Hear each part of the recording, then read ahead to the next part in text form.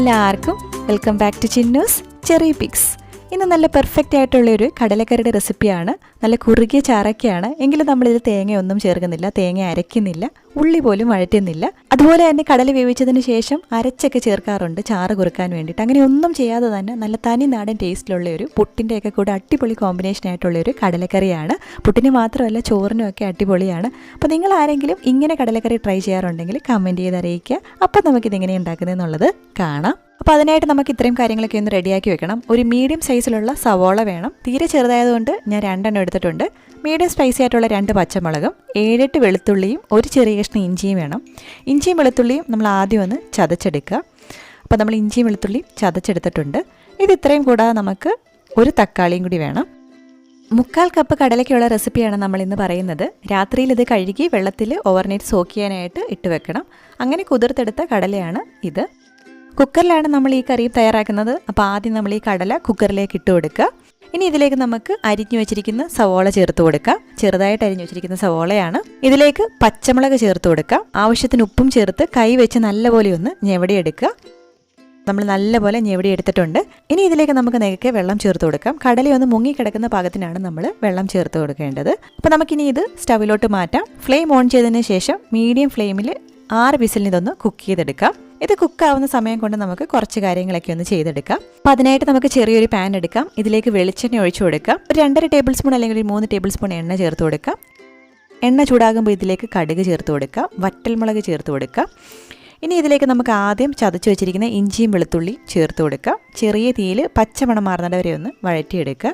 ഇതിൻ്റെ പച്ചമണം മാറി കഴിയുമ്പോഴത്തേക്കും നമുക്കിതിലേക്ക് തേങ്ങാക്കൊത്ത് ചേർത്ത് കൊടുക്കാം. കടലക്കറിയിൽ തേങ്ങാക്കൊത്ത് ഇടുമ്പോഴാണ് ആ ഒരു കറക്റ്റ് ടേസ്റ്റൊക്കെ കിട്ടുന്നത്.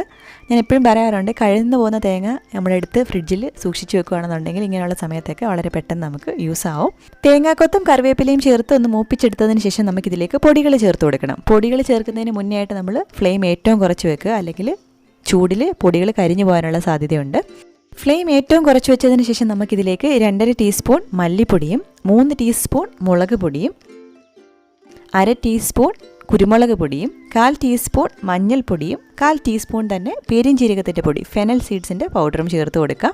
ഇത് ഇത്രയും ചേർത്ത് ചെറിയ തീയിൽ തന്നെ പച്ചമണം മാറുന്നത് വരെ ഒന്ന് വഴറ്റിയെടുക്കുക. ഇനി നമുക്കിതിലേക്ക് അരിഞ്ഞു വെച്ചിരിക്കുന്ന തക്കാളി ചേർത്ത് കൊടുക്കാം. തക്കാളിയും കൂടി ചേർത്ത് നല്ലപോലെ ഒന്ന് വഴറ്റിയെടുക്കുക. ഒരു 3 മിനിറ്റ് ഒന്ന് വഴറ്റിയെടുക്കുക. അപ്പോൾ ഈ സമയം കൊണ്ട് നമ്മുടെ കടലയൊക്കെ നല്ലപോലെ കുക്കായി വന്നിട്ടുണ്ടായിരുന്നു. ആവിയൊക്കെ പോയതിന് ശേഷം മാത്രം തുറന്ന് നോക്കുക. സാധാരണ കടല വേറൊരു പാത്രത്തിലോട്ടല്ലേ മാറ്റാറ്, നമ്മളിന്ന് അങ്ങനെയല്ല. ഈ മസാല കുക്കറിലേക്ക് ചേർത്ത് കൊടുക്കുകയാണ് ചെയ്യുന്നത്. ഫ്ലെയിം ഓൺ ചെയ്തതിന് ശേഷം നമ്മൾ വഴറ്റി വെച്ചിരിക്കുന്ന മസാല ചേർത്ത് കൊടുത്ത് നല്ലപോലെ ഒന്ന് മിക്സാക്കി എടുക്കാം. നമ്മൾ മസാല വഴറ്റിയ പാത്രം കൂടി കുറച്ച് വെള്ളം ഒഴിച്ച് കഴുകി ഇതിലേക്ക് ഒഴിച്ചു കൊടുക്കുകയാണ്. ഒരു 1/2 കപ്പ് വെള്ളം ചേർത്ത് കൊടുക്കുന്നുണ്ട്.